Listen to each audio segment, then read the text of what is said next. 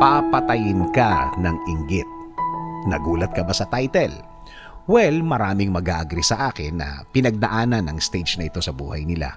Yung iba, naging biktima ng inggit, naging biktima ng paninira, naging biktima ng maling kwento, naging biktima ng chismis. Yung iba naman, na-realize nila na walang idudulot na maganda ang inggit. Na hindi sila naging aware na naging sila yun. Na hindi nila akalain na magiging ganun sila one day. Na at the end of the day, ang sabi nila sa sarili nila, sandali, hindi na ako ito. Maganda kung nangyari sa iyo ito.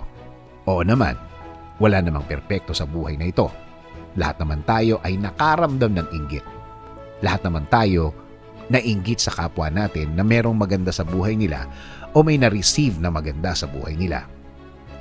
Ang maganda lang, na-realize mo ng maaga at nagdesisyon kang itigil na ang ugaling ito dahil walang idinudulot ang inggit sa ating katawan, kundi puro kapahamakan. Sabi nga sa Proverbs 14:30, ang isip na tiwasay ay nagpapahaba ng buhay, ngunit ang kapusukan ay nagbibigay ng kapahamakan.